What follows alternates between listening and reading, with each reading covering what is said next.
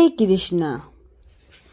शनिवार का व्रत करने से शनिदेव को प्रसन्न करने के लिए लोग शनिदेव की उपासना करते हैं और पूरे विधि विधान से पूजा पाठ करते हैं। शनि दोष से मुक्ति पाने के लिए शनिवार का व्रत करना बेहद लाभकारी माना गया है।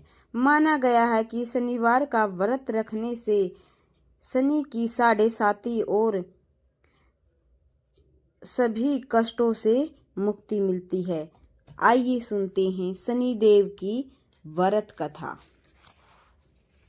एक बार संसार में चूहों और पूजे जाने वाले नवग्रह एक स्थान पर एकत्रित हुए, परस्पर विविध प्रकार से वार्तालाप करने लगे।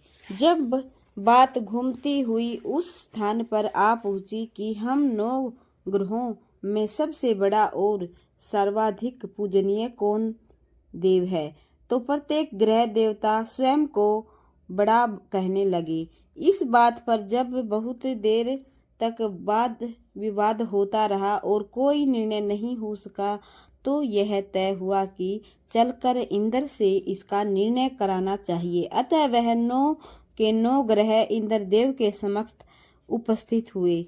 उन सब की बातें सुनकर इंद्रदेव भी सोच में पड़ गए, किसे छोटा कहूँ और किसे बड़ा, किसी श्रद्धा के पात्र बने और किसके कोप के भाजन।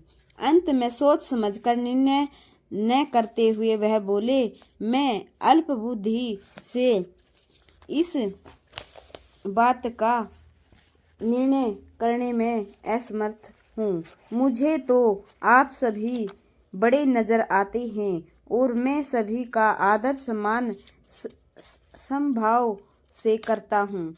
इस पर नवग्रह संतुष्ट नहीं हुए और हठ करने लगे कि इसका निर्णय आपको अवश्य करना चाहिए।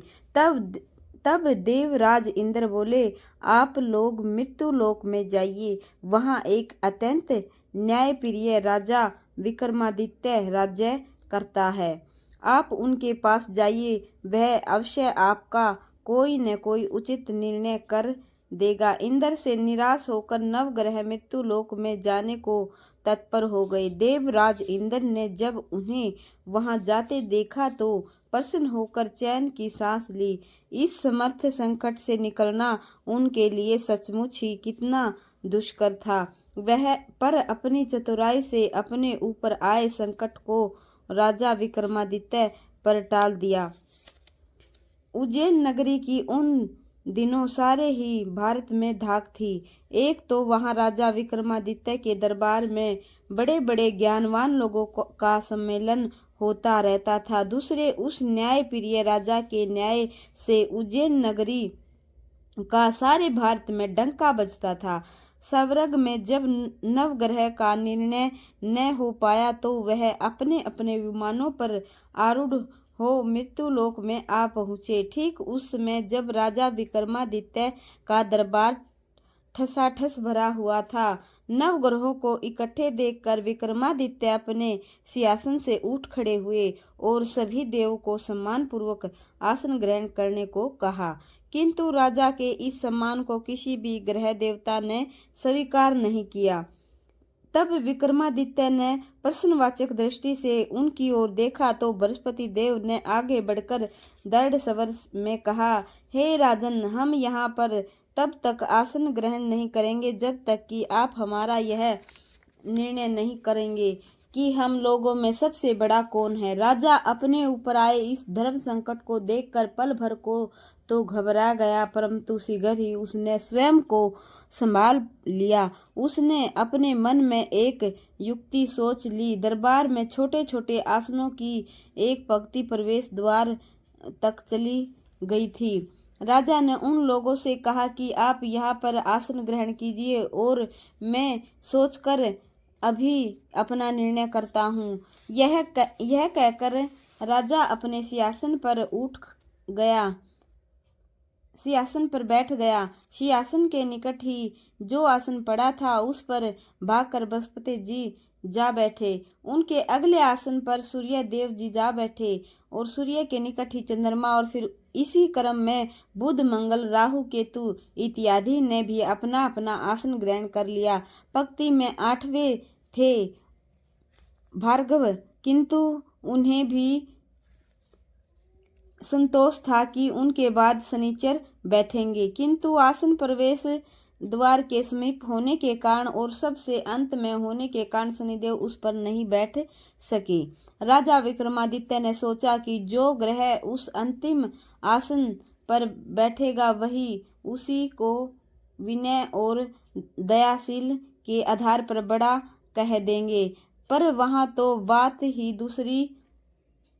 दूसरी हो गई। शनिदेव अति क्रोधी और विकट स्वभाव के देवता हैं। जब वह नहीं बैठे तो आठों ग्रह खिलखिलाकर हंस पड़े। अपना इस प्रकार से अपमान होते देखकर शनिदेव की आंखें क्रोध से लाल हो गई और भरकुटी तन गई। क्रोध से कांपते हुए बोले, राजन, मुझसे वैर लेकर तुमने अच्छा नहीं किया। क्या समझकर तुमने मुझे इस प्रकार से अपमानित करना चाहा और क्यों मुझे तले बिठाना चाहा। चांद ग्रह का प्रभाव 2.25 दिन रहता है और सूर्य, शुक्र और बुध का प्रभाव केवल आधा मास, सोम और मंगल 2 मास और गुरु 13 मास, राहु और केतु 18 मास रहते हैं, जबकि मैं 7.5 वर्ष तक रहता हूँ। इसलिए हे राजन, अब तू सावधान हो जा। तूने मेरा जो अपमान किया है इसका दंड तुझे अवश्य मिलेगा। राजा के कुछ दिन तो आराम से बीते, लेकिन शीघ्र ही शनिदेव की कोप दृष्टि फिरी और राजा पर 7.5 आ गई।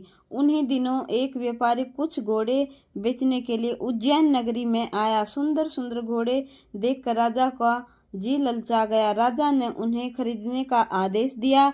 घोड़ों में एक घोड़ा भनवर नाम का था। राजा उस पर चढ़कर देखने लगे। कुछ देर तक तो घोड़ा राजा को लिए वहीं घूमता रहा, लेकिन फिर सहसा भाग खड़ा हुआ। राजा को बड़ा अचंभा हुआ। घोड़ा एक भयानक जंगल में राजा को पटक कर अंतर्ध्यान हो गया। राजा अकेला उस वीरान जंगल में भटकने लगा। साय के समय जब उसे प्यास बहुत सताने लगी तो वह जोर जोर से चीखने लगा। उधर एक पगडंडी से एक ग्वाला अपने गांव को जा रहा था। वह राजा की आवाज सुनकर रुक गया। राजा उसके पास गया। ग्वाले ने उसकी व्यथा जानकर उसे निकट की नदी पर ले जाकर पानी पिलाया। पानी पीने के बाद राजा स्वस्थ हो गया और प्रसन्न होकर उसने ग्वाले को अपने हाथ की अंगूठी उतार कर दे दी और उससे कहा कि मैं उज्जैन का रहने वाला हूँ, यहाँ रास्ता भटक गया हूँ, तुम मुझे रास्ता दिखाओ। तब ग्वाल उसे अपने साथ गांव में लाया। वहां एक मिष्ठान की दुकान पर राजा ने मिठाई खा पीकर भूख मिटाई और दुकानदार को भी एक अंगूठी उतार कर दे दी। दुकान के पूछने पर उसने उससे भी यही कहा कि वह उज्जैन नगरी को रहने वाला है, उसका नाम विक्रमादित्य हो। फिर वह दुकान के बंद होने तक वही बैठा दुकानदार से बातें करता रहा। उस दिन दुकानदार की बिक्री बहुत हो गई।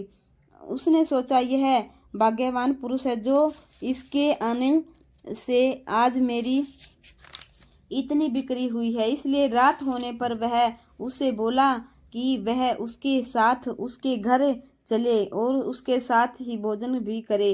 राजा मान गया। जब वह दोनों घर पर पहुंचे तो दुकानदार की पत्नी ने उनका बड़ा स्वागत सत्कार किया और अतिथि के लिए विशेष रूप से भोजन तैयार किया। भोजन करते समय एक अद्भुत घटना घटी। जहां राजा भोजन कर रहा था वही सामने की दीवार पर सोने का एक लड़ा हार टंगा हुआ था। उसके पीछे एक चित्र था। सहसा ही वह हार वहां से अदृश्य हो गया। दुकानदार के यहाँ एक बांदी थी। उसने जाकर घर की मालकिन से कहा, वहाँ खूंटी पर हार नहीं है। जब बात दुकानदार तक पहुंची तो उसने राजा से पूछा। राजा बोला, मुझे तो नहीं मालूम, तुम्हारे और मेरे अतिरिक्त तो यहाँ कोई भी नहीं आया। सच सच बताओ हार कहाँ है, मुझे नहीं मालूम। राजा फिर बोला, मेरे पास कोई हार नहीं। जब कोई निर्णय नहीं हो सका तो दुकानदार राजा को उस नगर के राजा के पास ले गया। उस नगर के राजा ने जब विक्रमादित्य की भोली भाली सूरत देखी तो बोला, यह व्यक्ति कभी चोरी कर ही नहीं सकता। और यह कहकर उसने विक्रमादित्य को छोड़ दिया। विक्रमादित्य जब उस नगर में यूं ही इधर उधर घूम रहा था, तब उस नगर में एक तेली ने उसे कहा कि वह उसके यहाँ काम कर ले तो उसे वह रहने का स्थान और खाने की सामग्री भी देगा। राजा मान गया और तेली उसे अपने घर ले गया। वहाँ सारा दिन राजा धानी पर बैठा उसके बैलों को हाँकता रहा। तेली बाजार में तेल बेच आता। जब वर्षा ऋतु आई और मूसलाधार वर्षा होने लगी, तब धानी पर बैठे हुए विक्रमादित्य ने मौज में आकर ऊंचे ऊंचे स्वर में राग आलापना आरंभ कर दिया। निकट ही उस नगर के राजा का राजमहल था। वहां खिड़की में बैठी राजकुमारी ने जब राजा का मधुर स्वर में गीत सुना तो वह अपना दिल हार बैठी। उसने बांदी का पता करने के लिए भेजा। बांदी वहां राजा को गाते हुए देखकर लौटी थी। राजकुमारी से बोली कि वहां पर तो कोई अति सुकुमार युवक बैठा मस्ती में आंखें बंद किए गा रहा है। राजकुमारी ने सुना तो उसने अन्न जल का त्याग कर दिया। रात तक जब उसने कुछ नहीं खाया तो रानी ने आकर उसे समझाया, पर वह बोली कि वह तो उस गाने वाले से ही करेगी कि वह तो गाने वाले से ही शादी करेगी। रानी ने जाकर राजा से कहा कि राजकुमारी एक तेली पर मोहित हो गई है और उसे ब्याह रचाना चाहती है। राजा ने सुना तो बहुत क्रोध हुआ। उसने तेली के घर का पता घर से विक्रमादित्य को बुलाया और उसके हाथ काटकर जंगल में फिकवा दिए। यह बात जब राजकुमारी को पता चली तो वह और भी अपनी बात पर दृढ़ हो गई। बोली, मैंने तो अब उसी को वर लिया है, वह चाहे कैसा भी हो उसी से विवाह करूंगी। बेटी की हट देखकर लाचार हो राजा ने दोबारा विक्रमादित्य को नगर में बुलवाया और उससे राजकुमारी का मामूली ढंग से पानी ग्रहण करवाया और एक साधारण मकान में दोनों को बसा दिया। दोनों वहीं रहने लगे। एक दिन जब विक्रमादित्य सोया था तो स्वप्न में उसे शनिदेव नजर आए। विक्रमादित्य ने उनके सामने नमस्कार किया और क्षमा याचना की कि शनिदेव ने उससे आशीर्वाद दिया और बोले, अब तुम्हारी 7.5 वर्ष खत्म हो गई। राजा बोला, मुझसे जो गलती हुई उसके लिए मुझे क्षमा कर दीजिए। शनिदेव ने मुस्कुराकर उसे आशीर्वाद दिया और राजा के दोनों बाजू दोबारा निकल आए। राजा ने अपनी पत्नी राजकुमारी को रात को जगाया नहीं। वह रात को उसके गले में अपनी बाहें डालकर सो गया। सुबह राजकुमारी की आंखें खुली तो उसने अपनी गर्दन में बाहें पड़ी देखी तो वह चौंक कर उठ बैठी, लेकिन शीघ्र ही विक्रमादित्य ने जाकर उसको सब बातों से अवगत करा दिया। जब वहां के राजा को यह बात मालूम हुई तो वह भागा आया। उस अपंग को फिर से स्वस्थ देखकर चकित रह गया। उसने भी विक्रमादित्य से यही कहा कि यह सब शनिदेव की कृपा का फल है और विक्रमादित्य ने अपना वास्तविक परिचय भी उस राजा को दिया और सारा गुस्सा विस्तार से सुनाया। सुनते ही राजा विक्रमादित्य के चरणों में गिर गया और क्षमा याचना करने लगा। बस यह खबर शीघ्र ही सारे नगर में फैल गई। दुकानदार को जब यह खबर मिली तो वह भागा आया और विक्रमादित्य के पांव पर लौटने लगा। विक्रमादित्य ने उसे उठाकर आसन पर बिठाया और कहा, तुम घर जाकर उसी खूंटी पर देखो, हार टंगा होगा। और सच ही दुकानदार ने देखा, हार टंगा पाया। नौकरियों के साथ नौकरानियों के साथ लश्कर समेत विक्रमादित्य को विदा किया। राजा विक्रमादित्य जब राजकुमारी को लेकर अपनी नगरी उज्जैन में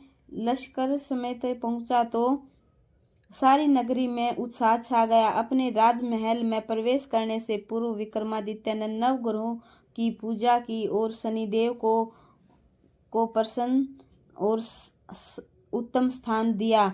साथ ही उसने नगर भर में ढिंढोरा पिटवा दिया कि शनिदेव मनोवांछित फलों को देने वाले हैं और नवग्रहों में सबसे उत्तम हैं। इस प्रकार शनिदेव को मनाकर विक्रमादित्य ने अपने राज्य, यश और कीर्ति को प्राप्त कर लिया। बोलो श्री शनिदेव भगवान की जय हो। श्री शनि